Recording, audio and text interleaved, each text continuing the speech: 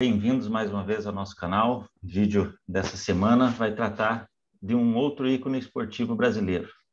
Novamente conosco aqui o Vinícius Chaer, meu querido amigo, com quem eu já debati a respeito da Ayrton Senna. É um dos vídeos mais vistos do nosso canal aí, fica a recomendação, vou deixar no link também na descrição para você assistir, se porventura você ainda não tenha visto.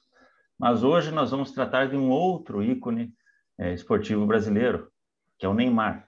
É um ícone atual. Muito tem se falado, já não é de hoje, desde que ele surgiu, ele tem sido colocado dentre os maiores nomes do futebol brasileiro, desde os seus primórdios lá no Santos. E agora, com essa iminência dele superar o Rei Pelé em gols oficiais, vamos falar disso depois, gols oficiais pela seleção brasileira, esse assunto tornou à tona. Mas não é apenas um papo de imprensa. Digo aqui que Rivelino e Tostão, dois dos maiores nomes da história do futebol brasileiro, concordam e afirmam que Neymar, se não é o maior jogador desde Pelé, é um dos maiores e maior do que eles próprios. Então, Vinícius, para passar a bola para você, meu querido amigo, agradecendo novamente a tua participação. O Neymar é o maior jogador brasileiro depois de Pelé? Olá, Marcel, pessoal do canal, satisfação enorme estar aqui de novo. Bom, essa pergunta a gente vai, até o fim do vídeo a gente responde, eu respondo, posso dar minha opinião. Vamos percorrer, vamos escalar uma montanha aí nesse meandro.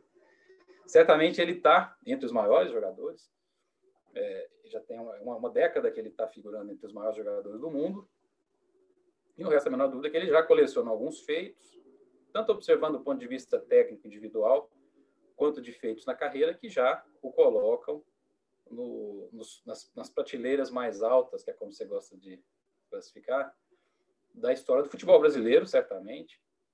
E agora dois pontos interessantes. Primeiro, esse recorte pós-Pelé, né? Porque ele é até curioso a gente explorar um pouquinho esse ponto.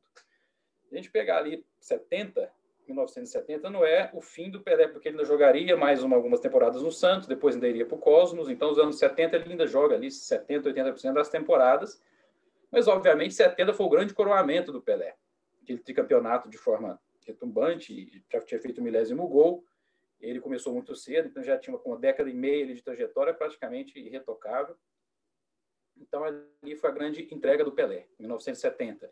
E nesse período, Marcelo, você deve concordar, foi de impacto muito grande no mundo dos esportes, acho que em todos os esportes, pela chegada da TV ao vivo, via satélite, em cores, e talvez disso decorra também o maior profissionalismo pela atenção do dinheiro, pelo patrocínio. Então, a inteligência do jogo, dos esportes em si também foi mudando, né? O impacto do futebol é muito claro. Coincidência ou não, surge ali logo em seguida aquelas revoluções táticas da Holanda e tudo mais. Então, é um período interessante para a gente discutir. E eu acho que, apesar de ter altos e baixos, o jogo foi seguindo um caminho mais coletivo do que individual. É outro ponto que a gente pode aprofundar depois. A partir dali, a tática foi ficando cada vez mais importante. Interessante que no futebol brasileiro também teve o nascimento do Campeonato Brasileiro, tal como minimamente dê para a gente tratar de maneira homogênea, né? 1971, apesar dos sobressaltos, pontos corridos veio muito depois, mas foi também coincidiu com esse Campeonato Brasileiro que a gente assim o chama. Então, a partir do pós-Pelé, e antes também de falar dos jogadores, um outro ponto importante, que também é objeto de discussão nossa, é a questão das dimensões, do que a gente está falando, né? Se é de melhor ou se é de maior. E ainda tem subdivisões, eu sei que você gosta de falar disso. Não é só maior e melhor. Mas, a grosso modo, a gente pode observar o aspecto técnico, né? Melhor para fazer alguma coisa é aquele que melhor faz de acordo com o objetivo em comum, né? Se você comparar uma ou mais pessoas em alguma atividade, é aquele que faz em menor tempo, com mais eficiência e eficácia, que é mais efetivo, que faz mais bonito, alguma coisa nesse sentido. E o maior, acho que vai um pouco além disso, tem mais a ver com a figura pública, não é isso? Até onde ela alcançou, como ela ficou na memória coletiva, que espaço ela ocupou na sua dimensão e, eventualmente, até transcendendo a sua atividade. Então, essa demarcação também é importante para a gente discutir, e é possível cotejar o Neymar nos dois aspectos. O primeiro deles, eu acho que é importante ressaltar também, no futebol, acho que em geral, você tem uma dificuldade muito grande de comparar épocas distantes, do ponto de vista técnico puro. Quando você vai falar em melhor, você precisa de critério. Critério é fundamental. E assim, quando você muda critério, você pode mudar a conclusão. Em qualquer assunto da vida, mudou um postulado, né, muda a dedução. Então, é um aspecto a ser observado. Então, o futebol demanda algumas coisas que antes não demandava e vice-versa. E assim a Fórmula 1, e o tênis, qualquer outra atividade. E outra coisa no esporte coletivo, que é a posição. E o 11 posições. Ainda que tem algumas em simetria, né? As laterais, os pontas, mas são 11 posições. Então, como comparar a qualidade, a efetividade, a eficiência de um lateral esquerdo com um ponta direita? Ou um centroavante com um zagueiro? Então, essa questão de posições e de gerações são complicadores dessas comparações. Em todo caso, dá para se comparar cada um com a sua época, cada um com o seu par, com o seu semelhante. São só caroços aí no angu que a gente precisa tratar com cuidado. Posto essas premissas para essa discussão, eu acho que a gente pode vir trazendo aqui, no pós-Pelé para cá, a lembrança de alguns grandes jogadores e uma seleção deles, né? Um afunilamento, qual seria a prateleira mais alta, né? Se eu estiver falando muito, você pode me interromper, Marcelo. Vou no embalo aqui, fica tranquilo para interromper. A gente, no pós-Pelé, como a gente fez o marco de 1970, você tinha pelo menos 3 jogadores ali, 3 ou 4 jogadores, que eram mais jovens que o Pelé e que ainda jogaram nos anos 70. Jairzinho, Tostão e Rivelino, pelo menos, que ainda tiveram carreira nos anos 70. No caso do Tostão, muito abreviada pelo problema no olho, né, que ele acabou abreviando a carreira e tudo mais. Mas eram jogadores extraordinários. O Jairzinho foi na Copa extraordinário e depois fez ainda bons anos pelo Botafogo e pelo Cruzeiro. O Tostão, os dois, né, o Jairzinho e o Rivelino, na Copa de 74, né? Que começa a carregar aquele peso do Pelé, né? Digamos assim. Esse é o ponto. Né? Eles já vão como protagonistas para a Copa seguinte, carregando o legado, né? Já sem o Pelé. Aliás, o Brasil esperava pelo Pelé naquela Copa, aos 33 anos. Ele realmente, né, fez uma opção, talvez inteligente, de não ir para uma Copa na Europa. Ele já não está distante um pouquinho do seu melhor momento. Mas Jairzinho e Rivelino conduzem aquilo. E o Rivelino, destaque para ele, Marcelo, ele fica 10 anos como protagonista do futebol brasileiro, ou um deles. Não absoluto, mas fica. Ele carrega a camisa 10 da seleção nas 2 Copas, apesar da contusão em 78. Ele tem grandes jornadas pelo Fluminense, encerra no Corinthians, vai para o Fluminense, e foi um jogador extraordinário.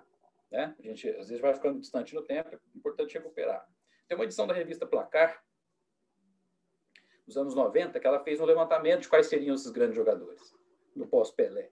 E o Rivelino foi o mais votado deles. Quer dizer, Zico, Falcão, Sócrates já tinham terminado a carreira também. O Romário ainda estava no meio da carreira, não tinha nem Ronaldo e tudo mais. Mas o Rivelino foi mais votado, inclusive, do que o Zico. Você tem a ideia de como o momento histórico que a gente aborda, que a gente joga a lupa, pode alterar também as visões. De repente, um distanciamento maior pode acabar até favorecendo também alguns jogadores, mas também leva ao esquecimento de outros. Isso tudo precisa ser calibrado na hora de falar com certa distância no tempo. Então, e lembrando, só um parênteses, né, que Diego Maradona sempre, a referência dele no futebol sempre foi o Roberto Rivelino, né? Sempre foi. Ele falava aquela canhota, né? Ele se identificava com o Rivelino, e realmente ele disse isso, disse até pouco tempo, sempre disse isso, né? Não foi coisa só do começo da carreira, ele manteve essa idolatria e é bastante emblemático. Acho que o Riva na Copa pega a adolescência do Maradona, digamos, né? Então um canhoto habilidoso, rebelde por ali, eu acho que ele se identificou. Então tem esses personagens do começo, e é claro que a gente vai passar para aquela geração de 82, que tinha Zico, Sócrates e Falcão como grandes destaques. O Sócrates talvez tinha algo aquém de atleta de futebol, pelo tipo físico, pelo tipo de vida que ele escolheu, mas era uma figura, além de muito talentoso e inventivo, ele foi uma figura extraordinária do futebol. Não pode esquecer do Sócrates. O Falcão, já numa posição que não é aquela de excelência dos grandes craques, que é do meio para frente, que são os que fazem gols e conduzem com habilidade e tudo mais. O Falcão vindo de trás como médio volante. Um jogador extraordinário. O primeiro jogador que realmente encantou na Europa, foi protagonista na Europa, de repente foi o Falcão. Né? Tirando casos antigos, dos anos 50. E foi o melhor brasileiro daquela Copa. Melhor daquela Copa, acho que, salvo engano, ele é o segundo, né, na premiação, né? Paulo Rossi ganha a bola de ouro da Copa e eu acho que o Falcão, se não o segundo ou o terceiro, mas como se disse, dos brasileiros o melhor, né? Certo.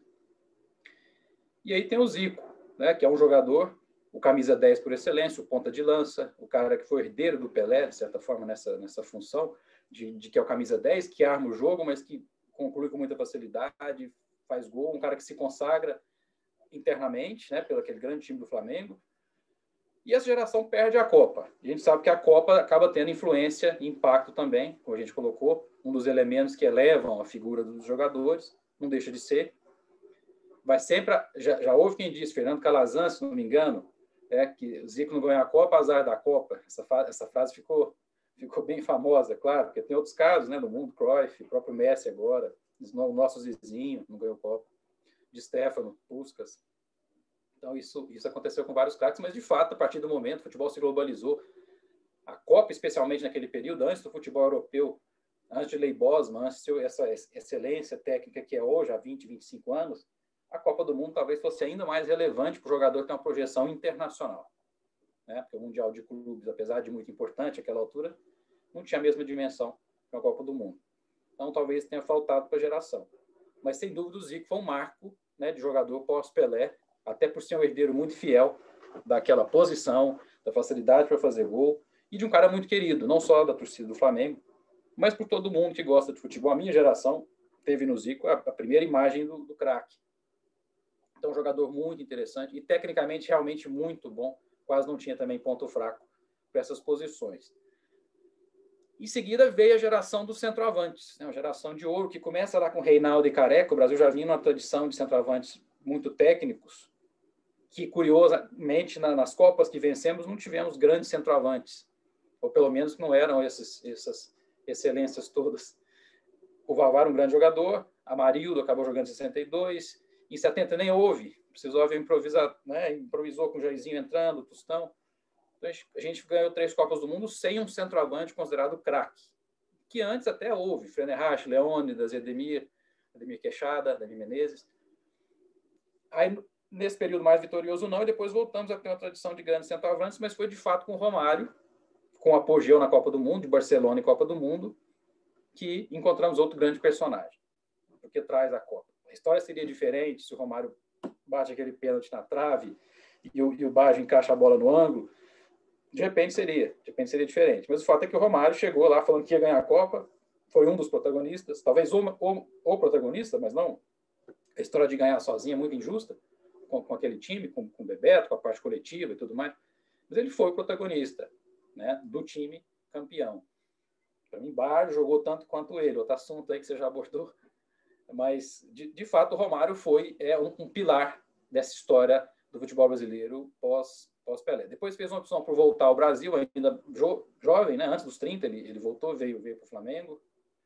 E, de repente, meio que abdicando de continuar numa carreira europeia, de mais atenção, de mais dificuldade técnica, já naquela altura. Mas fez uma opção pessoal e não deixou de ser idolatrado por aqui.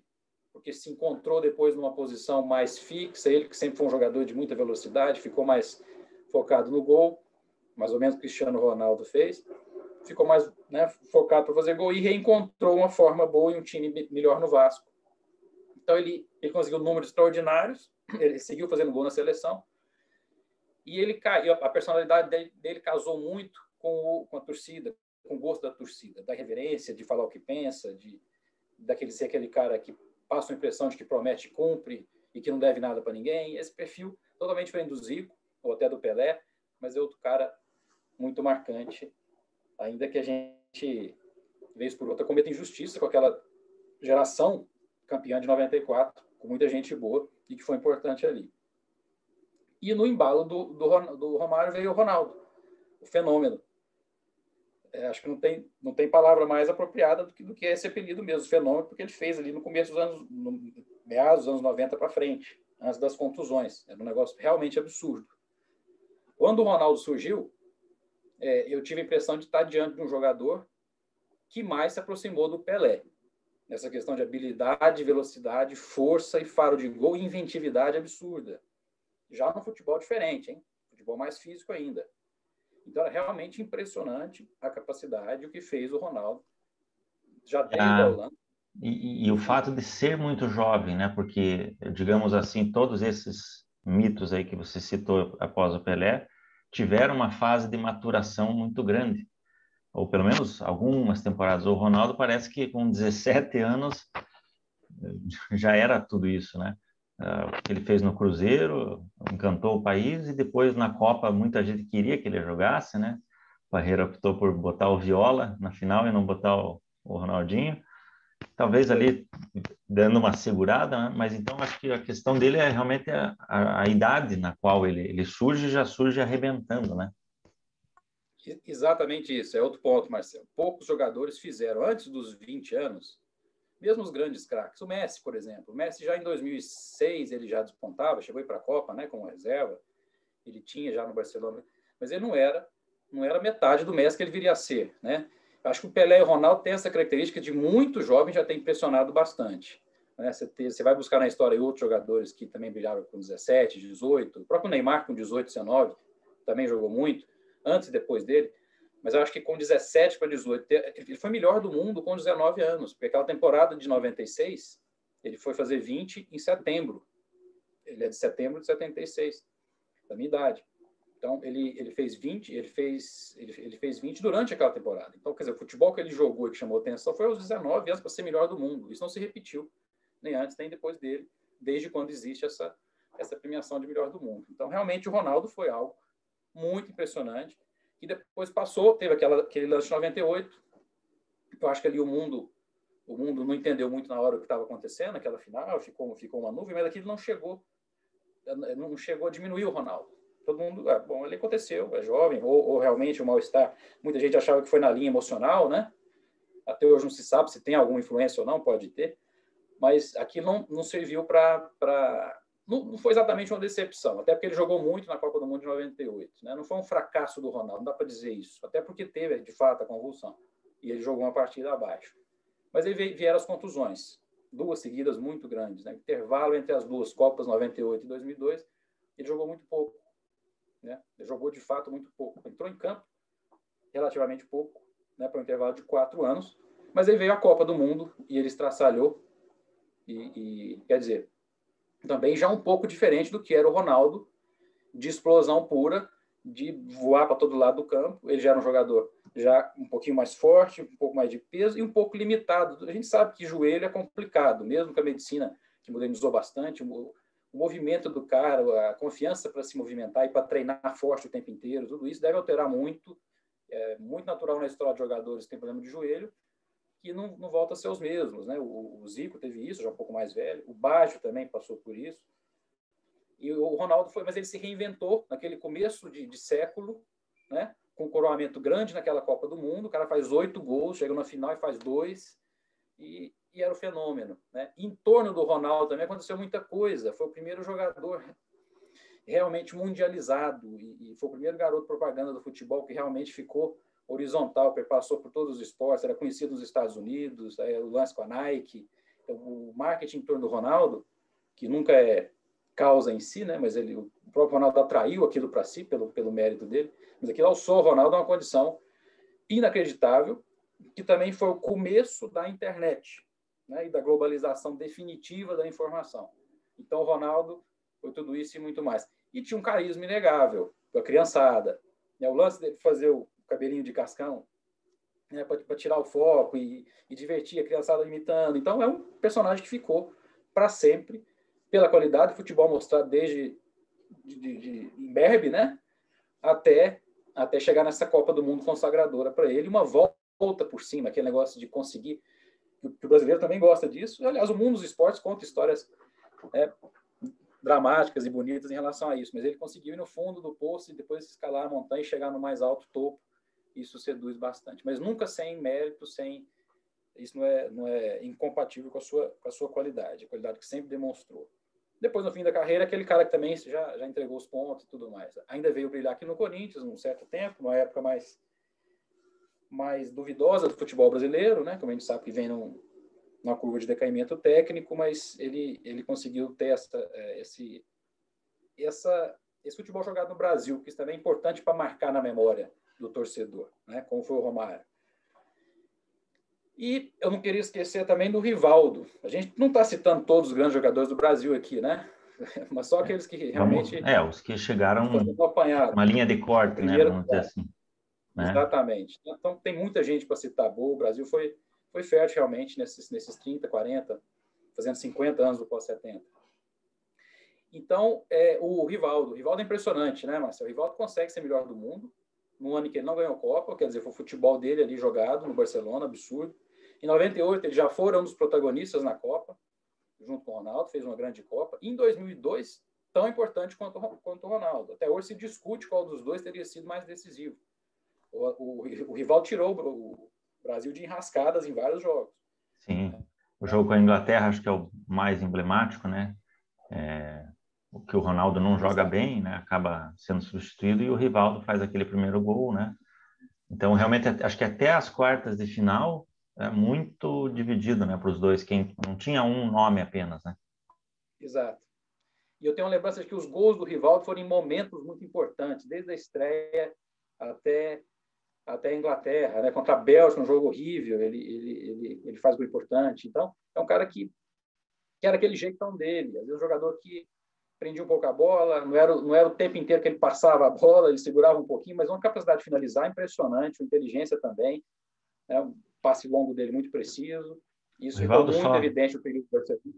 Fazendo só um parênteses, o Rivaldo também, não no mesmo nível assim do Ronaldo, mas em 93 no Corinthians e na sequência pelo Palmeiras também já era absurdo, né? Era assustador assim. Ele já era um pouquinho mais velho, acho que ele é de 72, né? E o Ronaldo 76. Então ele era um pouquinho mais velho do que o Ronaldo, então o brilho dele veio um pouco mais tardio, mas foi muito forte, né? Aquele período de Corinthians indo para o Palmeiras, você tinha a impressão de que realmente ele estava muito acima da média no futebol brasileiro.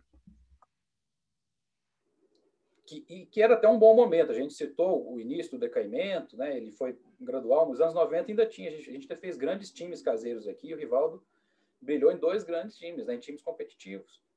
Aquele Rivaldo do Palmeiras, 96, foi impressionante também. Capacidade de desequilíbrio. Realmente, você falou muito bem. A gente tinha uma época que ainda que assim, os craques saíam, mas jogavam, se não o auge, jogavam uma boa parte de suas carreiras aqui. Foi assim com o Raí, o Bebeto, o Edmundo, o Roberto Carlos, Cafu, né, Rivaldo, Edmundo. Então, esse pessoal jogou muito tempo no Brasil e deu tempo de criar uma certa raiz. Né? Isso depois foi ficando um pouco mais difícil. Em seguida do Ronaldo e Rivaldo, que se encaixam aí por essa diferença de idade que você falou, mas ao mesmo tempo o Ronaldo muito precoce, os dois quase que são simultâneos, né? Surge ali em 93 e vão, sei lá, ficando no topo. Em seguida, já vinha na carona deles o Ronaldinho Gaúcho, né? E que depois consegue aquelas duas bolas de ouro. E jogando futebol, Marcel, que é difícil até de explicar pela magia, pela habilidade, pelo controle de bola, pela previsibilidade, né? Realmente, nesse ponto, o Ronaldinho Gaúcho impressionou, talvez só com o Maradona, nessa inventividade, nessa criatividade. O Brasil, talvez, nem mesmo com o Pelé, não é nenhuma heresia falar isso, mas o controle de bola e a habilidade do Ronaldinho Gaúcho era uma coisa muito impressionante, muito inédita, inclusive para os brasileiros. Ele conseguiu isso e ser também eficiente, né? Ele ajudou muito o Grêmio no início, ele jogou bem na França, né?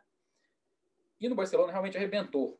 E ele conseguia ser um jogador, ele estava fino ainda, ele conseguia ser muito agressivo também. Ele fez gols, ele partia para cima. E um cara que não é exatamente atacante, né? Começa a carreira de meia ou ponta de lança, né? Na posição mais ou menos do Zico mesmo, que a gente citou ali na tradição Pelé-Zico, camisa 10 clássico.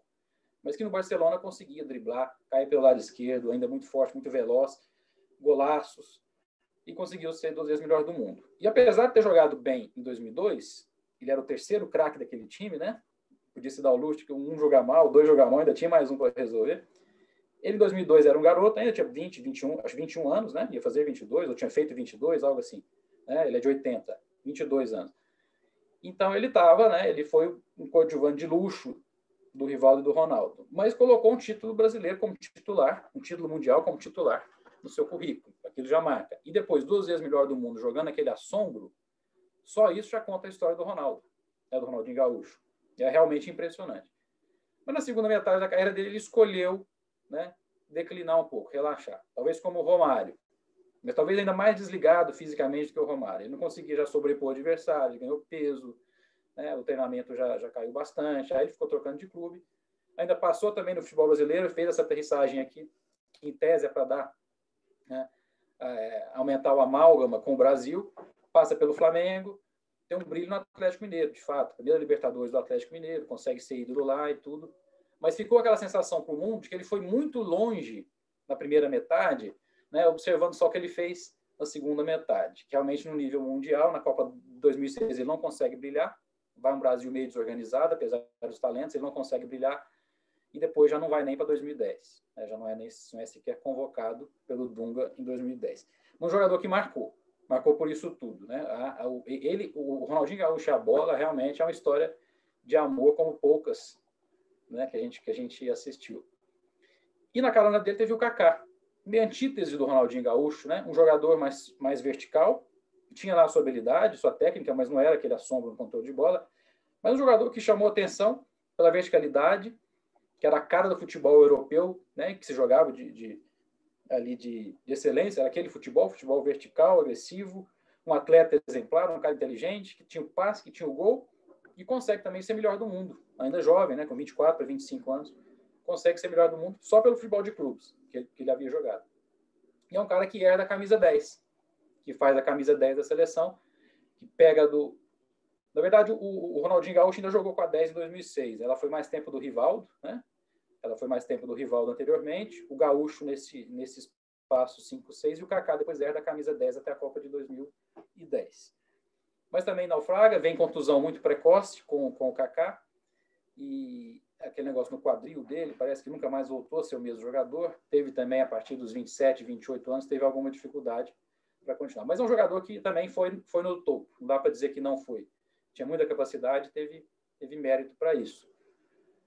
Até que chega no Neymar, que é o nosso personagem, né? Se quiser, a gente faz uma pausa aqui e faz um reapanhado. A gente citou aí uns 10 jogadores, mas eu acho que aqueles três primeiros têm uma interseção muito grande com o Pelé e no pré-70. Se a gente só recortar, mesmo o Rivelino, a gente recorta só o dos anos 70, sem a Copa e sem a companhia do Pelé, talvez ele ainda esteja um pouquinho abaixo, né? Então, acho que o Zico é o primeiro marco, né? Sim. Mesmo se a gente tem Reinaldo, teve Falcão, Sócrates, Careca ali, mas o Zico era o grande talento e o grande nome daquela geração e um jogador amado como poucos, né? Depois Romário e Ronaldo, os símbolos maiores dessas duas Copas que a gente voltou a ganhar, e o Ronaldo por toda isso que a gente citou dentro e fora do campo, né? Então Zico, Romário, Ronaldo.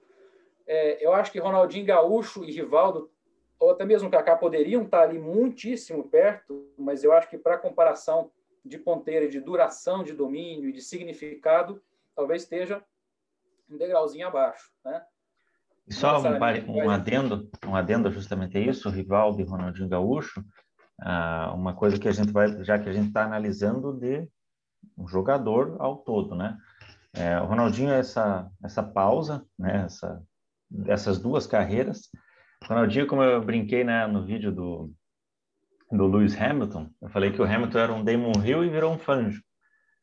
O Ronaldinho parece que era um Fangio e virou um Damon Hill, né? Mais ou menos assim.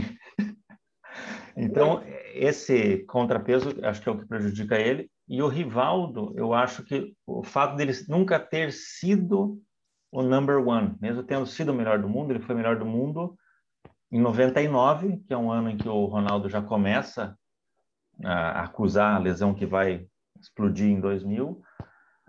Então, ele não tem um momento em que ele domina o futebol do mundo, né? Você tem, entre o Romário e a ascensão do Ronaldo, a troca de guarda bem clara, o Rivaldo transitando bem entre os dois, sempre sendo, mas ele também fica um pouquinho abaixo, né? Ele não consegue ser a cara. Então, acho que, de fato, a gente concentra em Ronaldo e Romário. E a curiosidade, até a personalidade do Rivaldo, né, Marcelo? Tem uma certa timidez. Eu tenho a impressão que o Rivaldo, como protagonista absoluto, tinha um certo incômodo. Eu acho que ele, nessa posição, não chega a ser uma sombra, porque é injustiça com ele, mas de ter o Ronaldo ali do lado, como sendo a cara do futebol brasileiro, a cara da seleção, onde os fotógrafos iam, eu acho que ele se sentia bem e podia despejar aquele talento enorme que ele tinha. Mas realmente ele foi, talvez por essa coincidência com o Ronaldo, realmente ele estaria um pouquinho abaixo nisso que a gente está falando do mais completo, né? em todos os aspectos. Então, acho que a gente falando de Zico, Romário, Ronaldo, né, no pós-Pelé, essa dinastia, eu acho que está de bom tamanho. O Ronaldinho Gaúcho fica aquele negócio. Se a gente olhar pelo aspecto técnico, ele estaria, né?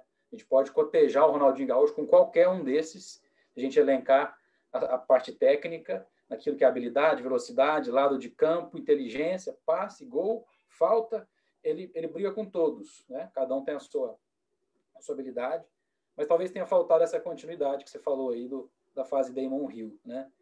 É natural, e você tem isso como objeto de estudo, né? É natural, é improvável que o jogador fique do início, ou um atleta qualquer fique do início ao fim, né? No topo, ou no apogeu, no seu apogeu pessoal. Então, uma curva de aprendizado é natural, eventualmente uma queda no fim também pela questão física ou de motivação também é natural, mas a gente precisa saber o que é natural e o que é de fato decepcionante.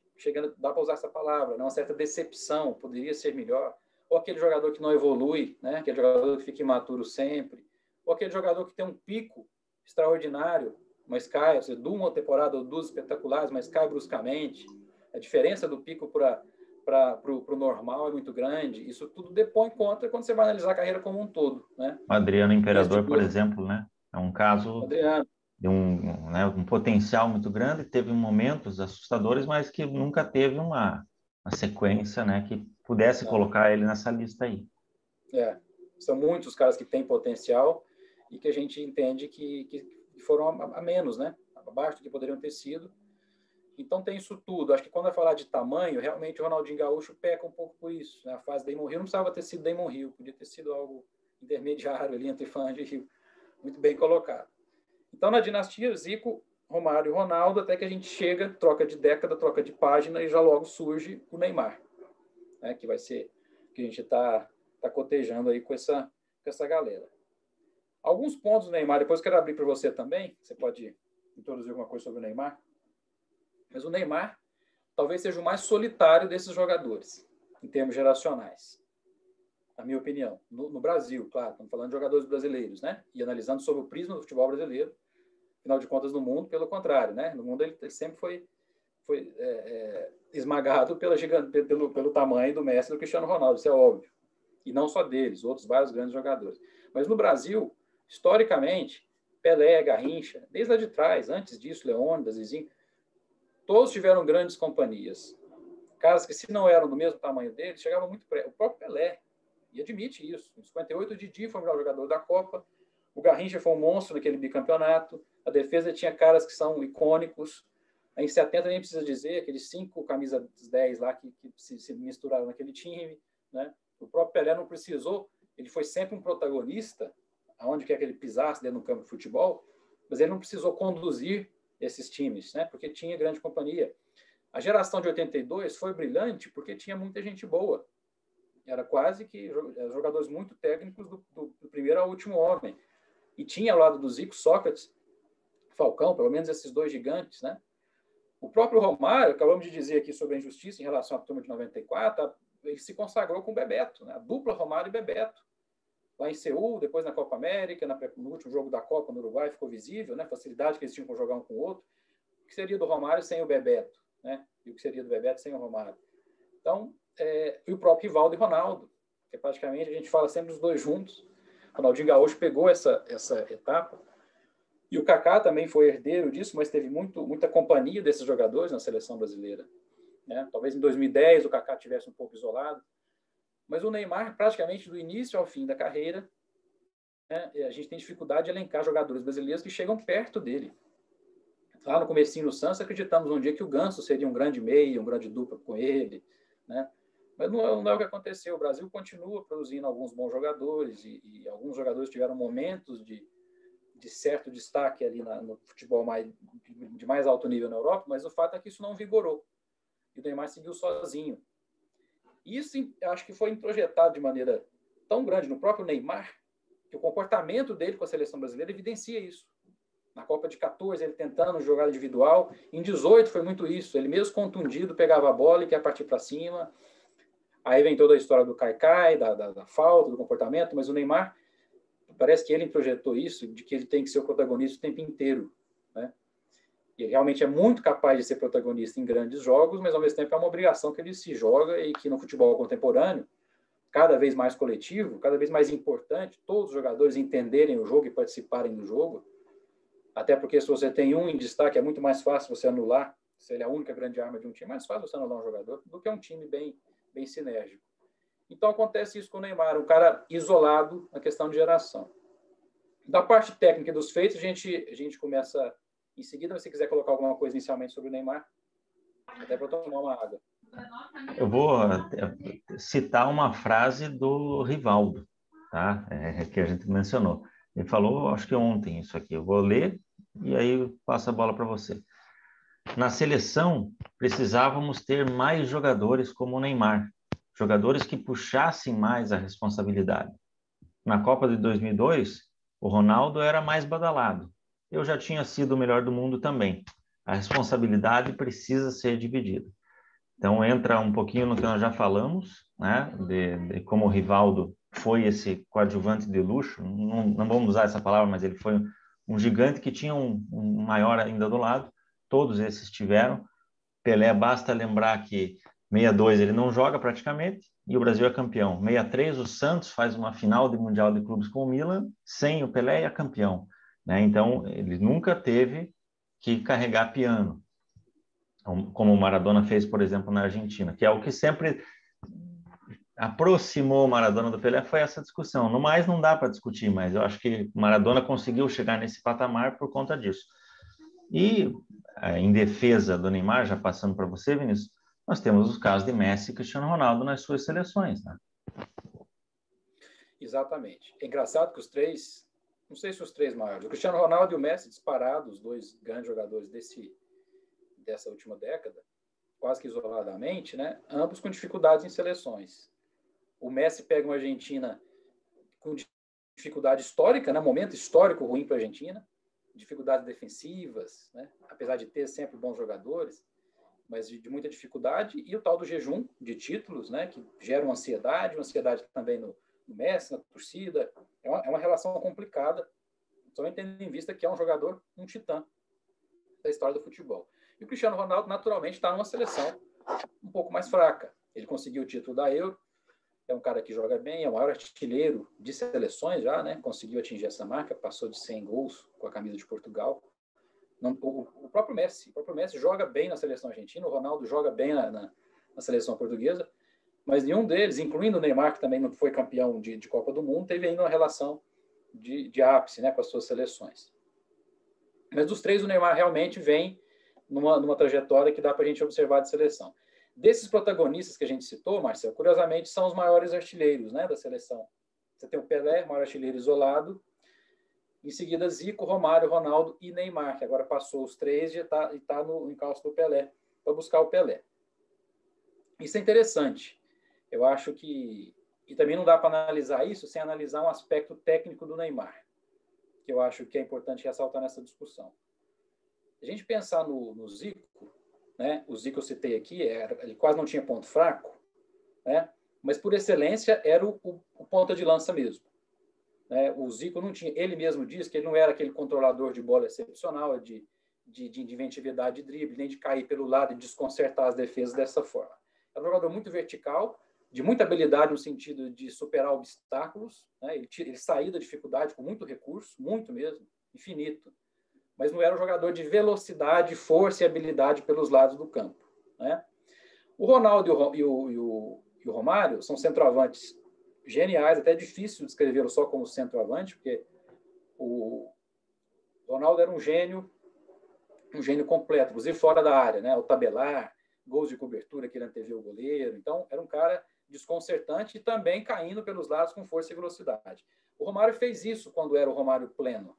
Você pegar aquele jogo contra o Uruguai, que o consagra, aquele Romário era o Romário, para mim, de nível que talvez nem na Copa ele tenha repetido, porque na Copa ele entendeu que ele tinha que ser o artilheiro, o Bebeto ficou fazendo para-brisa, e ele um pouquinho mais centralizado, apesar do jogo contra os Estados Unidos, ele vem, faz uma jogada de fora e conduz a bola também, porque tinha capacidade para isso.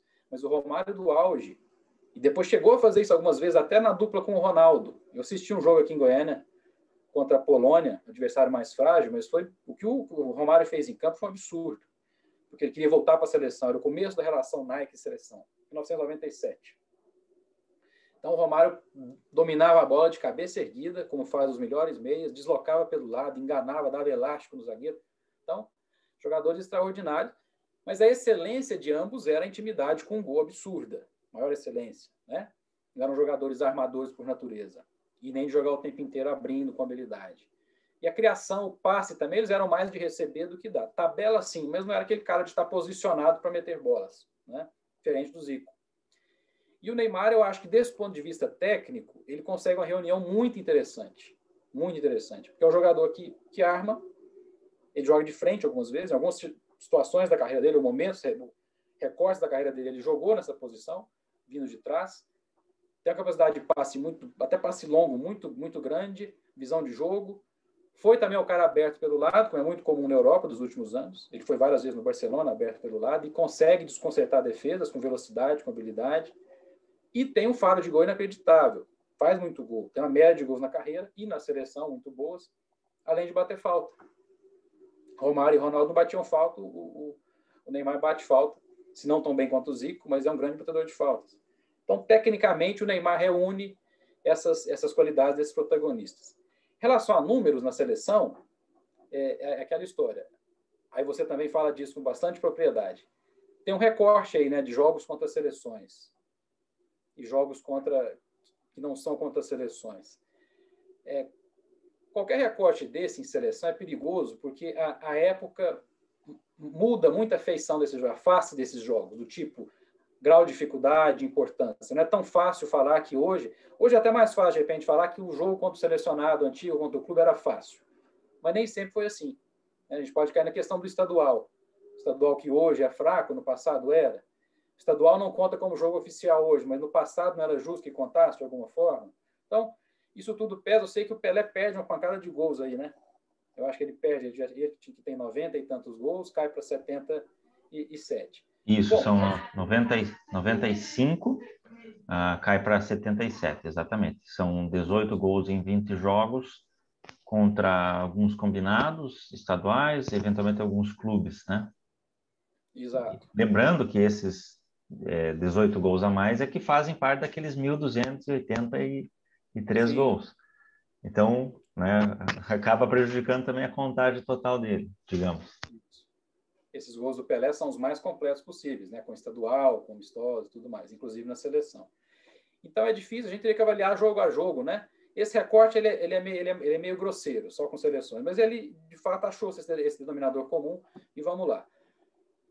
É muita coisa o Neymar ter 60 e tantos gols e estar perto do Pelé. É muita coisa. É muita coisa para alguém que está com 29 anos, né? Tá com 20, antes dos 30 anos ele chegou nessa quantidade de gols. Mas vamos lembrar que ele tem também muitos jogos. Né? Tem muitos jogos. Né? E a gente teria que avaliar com cuidado o nível também, para ser mais justo, o nível de cada jogo. É uma análise difícil, dura de fazer. Qualquer número bruto tem o seu significado, sua relevância, acaba marcando o nome dele, invariavelmente, mas para ter nome de qualidade, de comparação muito estrita, é preciso ter mais cuidado para avaliar isso tudo. Não resta dúvida que é um número interessante, mas vamos lembrar que ele também jogou muito. Né? A média de gol do Neymar, mesmo com esses 60 e tantos, ele tem mais de 100 partidas. Então ele fica naquela média 2/3, né? 0,66 gols por jogo. É uma média que eu aproxima do Ronaldo, que eu aproxima do Zico, mais ou menos ali. Os três nessa casa entre 60% e 70%. O Romário tem menos jogos oficiais. O Romário tem menos jogos. Exclui a Olimpíada, exclui aquilo tudo. Ele tem uma média um pouco mais alta. E a média do Pelé, com esse 77%, o número de jogos também cai bastante e uma média de acima de 80% de gols por partida. Né? Então tem que também dimensionar isso. Mas, em suma, tem outro dado interessante do Neymar, muito interessante, aí não só de seleção, é a comparação dele, do Cristiano Ronaldo e do Messi com 13 temporadas, porque o Neymar está fazendo a sua 13ª temporada. Né? Então, a 13ª temporada, você fazer um recorte lá na 13ª temporada do Cristiano Ronaldo e na 13ª do Messi, tem um cotejo interessante, eu até tomei nota, não memorizei tudo, mas o Messi tem 655 jogos, 507 gols e 194 assistências. Né? O Cristiano Ronaldo tinha 623 jogos, 436 gols e 140 assistências. E o Neymar, 677 jogos, ou seja, está mais ou menos o mesmo número de jogos, 429 gols e 244 assistências. Ou seja, ele tem uma média de gols de 0,63, o Cristiano Ronaldo 0,69 e o Messi 0,77. Aí mais em favor do Messi, né? E o Cristiano Ronaldo um pouco mais próximo do Neymar. Em termos de assistência, o Messi 0,29, o Cristiano Ronaldo 0,22 e o Neymar 0,36. Então, ele tem mais assistências do que o Neymar. Talvez nessa linha que eu disse que várias vezes ele foi um jogador que buscou o lado de campo e que veio de trás. Em participação de gol, que é a soma das duas coisas, né? A soma do percentual de gols com o percentual de assistência, o Messi vai para 1,07, participa de mais de um gol por partida, hein? Até aquela altura, o Messi. O Neymar 0,99, praticamente 1, e o Cristiano Ronaldo 0,92. Então, o Neymar ficaria em segundo nesse quesito. Então, ele tem realmente números de gol e de participação de gols que são muito interessantes. Eu acho que isso marca no Neymar, né? É um jogador que não se contundiu gravemente, apesar de ter ficado fora algumas vezes nas últimas temporadas por contusões e por indisciplina, nós vamos falar aqui, né? Questão de comportamento, não está legal. É um jogador que ainda não ganhou com a Copa do Mundo, mas esteve sempre presente na seleção brasileira, jogou muito na seleção brasileira, foi importante no futebol brasileiro na Libertadores, que é o campeonato de excelência, ele foi protagonista, foi para o Barcelona, que era a meca do futebol daquele momento, e jogou muito bem, e agora foi tentar um protagonismo num clube, apesar de rico, que está um degrauzinho técnico abaixo e está ali brigando com o seu destino, né?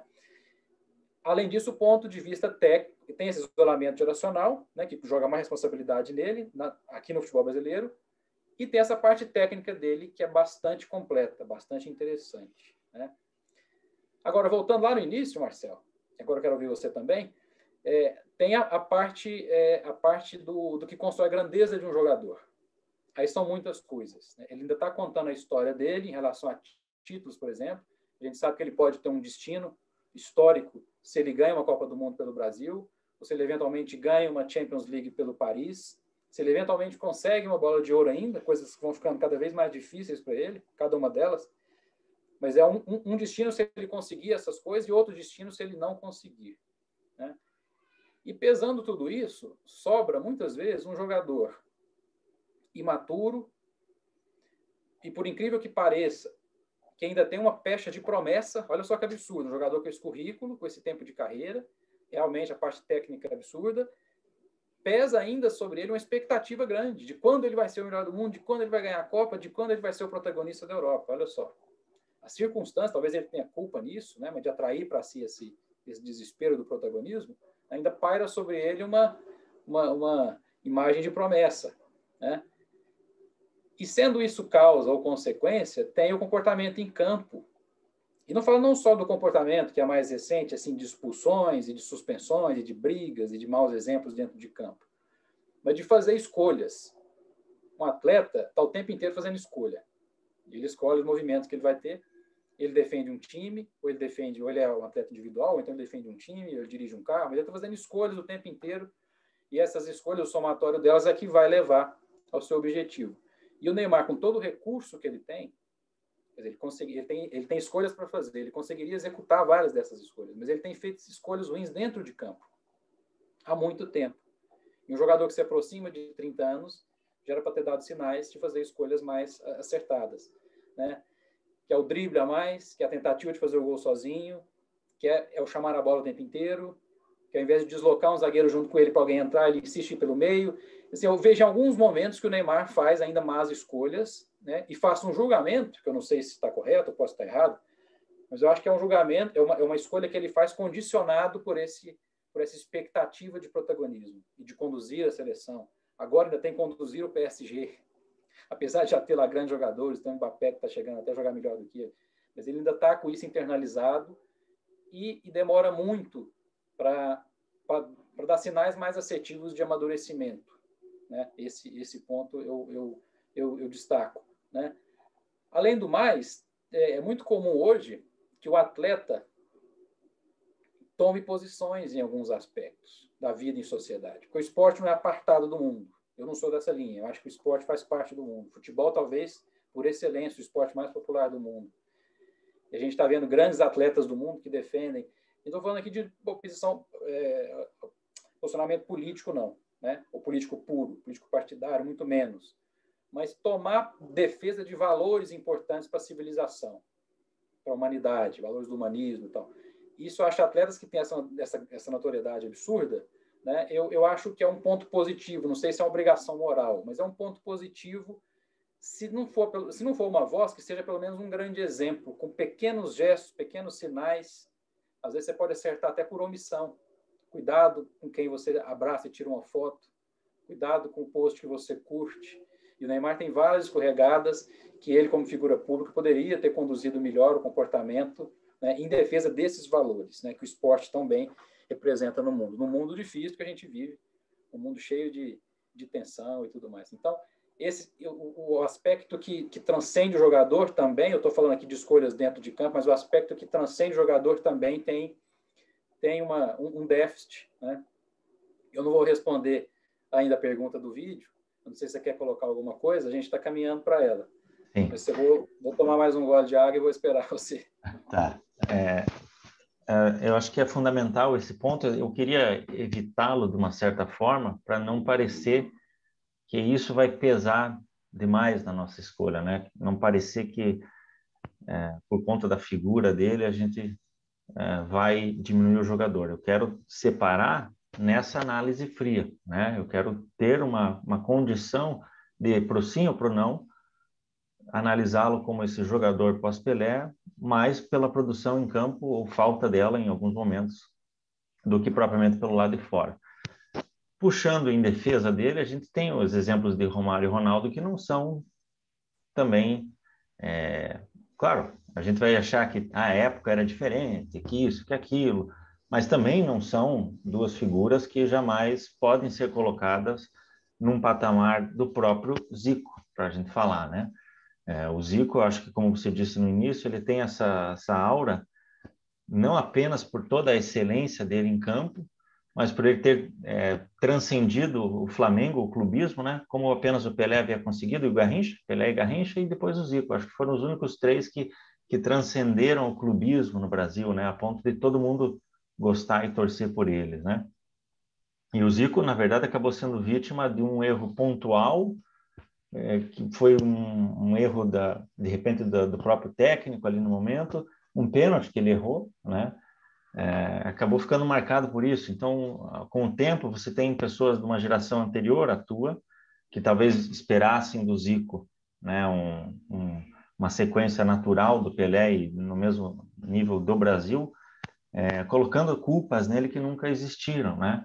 E ficou com a pecha de jogava bem no domingo, no Maracanã, de sol. Quer dizer, tem algumas piadas, claro, que são brincadeiras, mas também eu vejo uma injustiça muito histórica com o Zico e talvez, comparando, a gente possa estar colocando no Neymar e cobrando coisas dele no momento, como foi feito com o Zico anteriormente, como foi feito com o Ronaldo num dado momento, que ele conseguiu uma superação, né? Mas eu não vejo que nenhum desses caras teve, pelo menos na sua época específica, o devido respeito e reconhecimento de serem alçados àquela posição. Claro que o Pelé sempre vai ficar acima, né? Mas talvez nós, no momento, por estarmos vendo todos os jogos do Neymar, todas as sequências, saber todas as lesões, e etc, etc, etc, talvez a gente overlook, né, como diz no inglês, para todos os feitos dele. Um exemplo, uma defesa que eu faço, né, pessoal, assim. Ele tem uma Champions, mas estava com o Messi. Então, parece que, digamos, aquela Champions de 2015, parece que foi tipo a Copa do Mundo do Ronaldo de 94, né? Quando não. Se você pegar nas quartas de final, semifinal e final, 5 jogos, o Neymar marcou gol em todos eles naquela Champions, né? O Bayern de Munique, o próprio Paris Saint-Germain, acho que nas quartas de final, e a final também ele faz o gol. Quer dizer, e ele foi co-artilheiro. Naquela Champions tivemos 3 artilheiros com 10 gols. Cristiano Ronaldo, Messi e Neymar. Portanto, não dá para a gente dizer que não, agora quero ver se ele é o bom no PSG. Bom, querendo ou não, ele já elevou o PSG a um patamar muito maior do que o PSG sempre foi, né? Mesmo tendo tido o próprio Ronaldinho Gaúcho no momento e o Ibrahimovic, e etc. Ele sofreu agora, nessa semifinal, com a ausência do Mbappé. Parece que ele joga melhor ou ele ganha mais com o Mbappé, na verdade. Não, na verdade, a forma de jogo dele casa bem com o Mbappé, né? Enfim, basta ver no primeiro jogo que ele foi o principal jogador. No primeiro jogo não, digo, contra o Bayern de Munique. Todo mundo esperava que o Bayern classificasse e ele foi o principal nome nessa classificação contra o Bayern de Munique, né? Então, é preciso que a gente tenha coerência e olhar para trás e observar a carreira de todos eles, né? Eu não estou dizendo que ele já está ou é melhor do que qualquer um deles, mas que, como você já falou, pelos números de gols, de assistências, pelos títulos que ele já coleciona. Lembrando que pela seleção ele tem uma Copa das Confederações, né? E metendo gol na final. Coisa que o Messi, por exemplo, não tem. O Cristiano Ronaldo foi conseguir a Liga das Nações, eu acho, ele ganha a Euro e a Liga das Nações depois, mas já com 30 e tantos anos. Tem uma virada muito interessante, não é um Damon Hill para Fangio, mas é uma virada muito importante de 2016. Pegando esse gancho final aí do que você falou da imagem pública, acho que o Cristiano Ronaldo tem procurado esse protagonismo nesse sentido. Você falou que vai tomar uma água, né? O Cristiano Ronaldo falou da questão da água com a Coca-Cola e tal. Eu acho que ele está tendo uma visão, ele teve até antes, de se pelo menos, se ele não consegue superar o Messi no campo, ou se pelo menos ele está ali junto, não consegue ser visto como o maior, ele quer ser esse principal nome, atleta, personagem, que dá o bom exemplo, que não faz tatuagem, que isso, que aquilo, que não são coisas que nós devemos, de fato, pesar contra o Messi. O Messi ele não tem uma voz pública, né? O Messi quase você não vê ele falar sobre nada. Ele é um cara extremamente uma personalidade parecida com a do Rivaldo. Então, a gente não pode exigir do Neymar que ele seja uma perfeição, que nenhum desses caras historicamente foi, repito. O próprio Pelé foi muito perseguido por não se posicionar contra a ditadura, por não se posicionar na questão do racismo. Então, de novo, com quem que a gente está comparando ele quando a gente exige certas coisas dele, né? Então, vamos ser coerentes nos critérios. Eu acho que é importante isso para a gente ter uma discussão real, né? Só um pequeno parênteses aí, Marcelo. Você colocou um ponto muito importante das intenções do Cristiano Ronaldo, né? Do modo como você interpreta essa alçada dele. Esse tipo de coisa não cola quando é fake. E não cola quando é arquitetada. Fica estranho, soa estranho, né? E quando eu disse isso do Neymar, né, eu sou consciente que a gente não tá, que é possível a gente separar a primeira análise, deixar isso apartado, né? Eu só quero dizer que como ele ainda está na trajetória dele, é mais um dos ingredientes que contam. E não falo nem só ativismo em defesa de valores, não. Mas aqui pelo exemplo, né? Que tipo de imagem, quando você olha para o Neymar, o que você, a criança, o garoto, o jovem, qualquer, né, que quer que seja, quando você olha para o Neymar, o que você lembra? O que transcende o jogo do Neymar? É bom ou ruim? Então, esse tipo de coisa que transcende o jogador não é só a voz do ativismo puro e simples, não. Tá? É algo que cerca a imagem dele, que tem muito a ver com as escolhas que ele faz dentro e fora de campo, ou de coisas que ele não fez. Tá? Como eu te disse, às vezes é alguma coisa que você evita, né? Evita se miscuir com certas pessoas ou com poder, isso em si já contribui para a imagem do jogador. Né?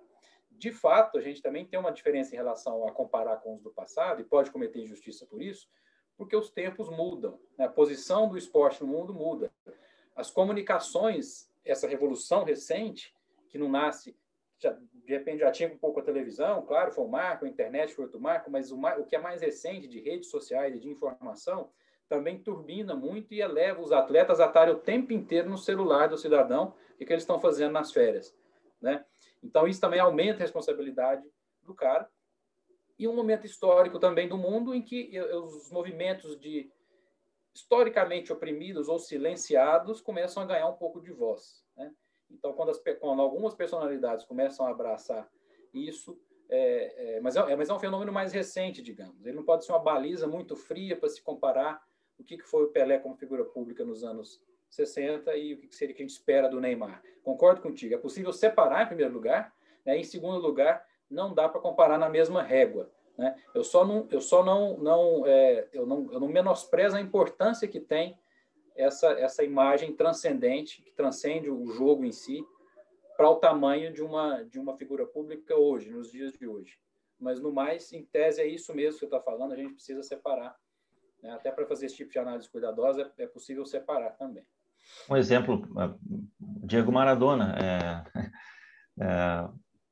a vida dele, a gente sempre foi defensivo, né, para o Maradona, assim, não julguem o Maradona por isso, e julguem pelo campo, julguem pelo que ele representou como herói, mas, digamos, não dá para eu dizer que o Neymar é pior do que o Maradona fora de campo, não posso dizer isso. Agora, o Maradona é um carisma, né, um gigante, um revolucionário, tudo mais. Então, o que eu peço, na verdade, é coerência histórica, né? A gente faz não, mas o Maradona, o Sócrates, né? Enfim, então, vamos ser coerentes Marcel, na esse é o pesagem. ponto do moralismo. Você citou com a tatuagem, né? Você foi muito oportuno, né? Tem coisas que são absolutamente do campo da escolha individual, né? Cara, isso. Então, quer dizer, o Sócrates tinha o vício do álcool, o Maradona tinha o vício das drogas, e isso não precisa ser necessariamente aquilo que é a personalidade do jogador. O Maradona que ficou na cabeça das pessoas, era um ser humano, ele tinha fragilidade, ele tinha uma doença de dependência química, mas o que ficou no imaginário que transcendeu aquele craque espetacular que ele foi dentro do campo? Teve algo que transcendeu que não foi só o vício, nem só, às vezes, que ele deu tiro de chumbinho na imprensa, ou xingou, não sei o quê. Ficou o quê? Um cara que defendia, de maneira até ingênua do ponto de vista... Se você for ser mais exigente, um pouco ingênuo, mas ele defendia o povo mais fraco da Argentina. Isso ficou no coração do povo argentino. Ele queria vingar as Malvinas dentro do campo, fazendo gol de mão, que também não está certo, mas o coração dele tinha isso, né? Ele se miscuiu com alguns líderes, né, duvidosos, mas no coração dele estava o mais pobre, nós somos mais pobres, o mundo mais rico tem que olhar para o mundo mais pobre. Eu, que sou famoso, preciso dizer isso, né? O Ayrton Senna é a mesma coisa. O Senna, politicamente, pessoalmente, acho que era até conservador, né?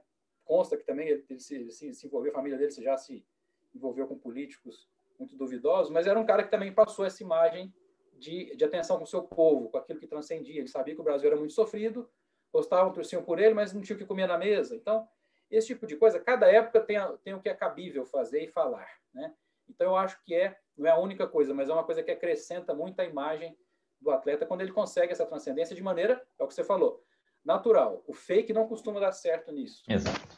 O Zico era que a própria aura dele, o jeito que ele olhava para a criança, o jeito que ele respondia ao jornalista, o jeito que ele fala, Atencioso, amoroso, né? Carinhoso, né? Exatamente, é coisa natural dele, né? Então, essas coisas contam muito.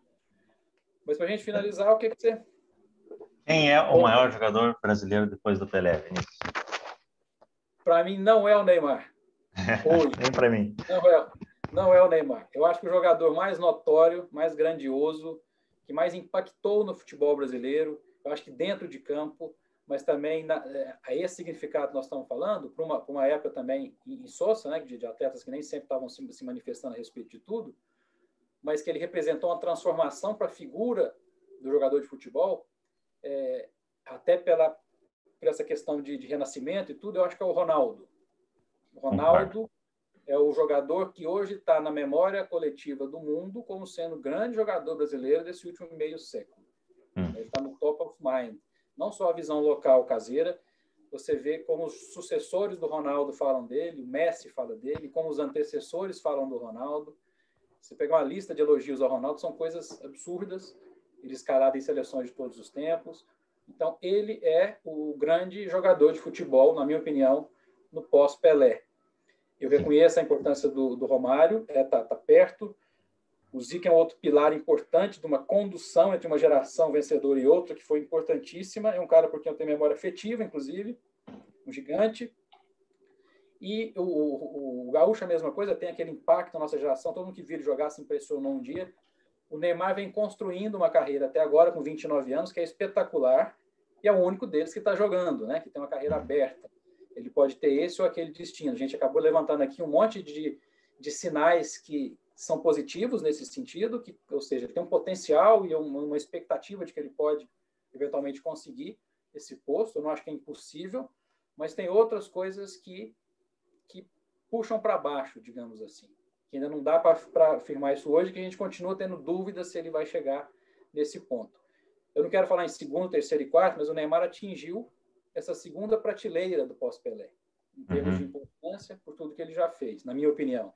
Dá de ombro a ombro com esses jogadores, em que pedem simpatias aqui ou ali, mas ele estaria nessa segunda prateleira, e o Ronaldo se desponta por tudo que representou dentro, principalmente dentro do campo, pela história dele na seleção e na Europa, e pela história de vida, de contusão e de recuperação. Eu acho que o Ronaldo seria esse grande nome.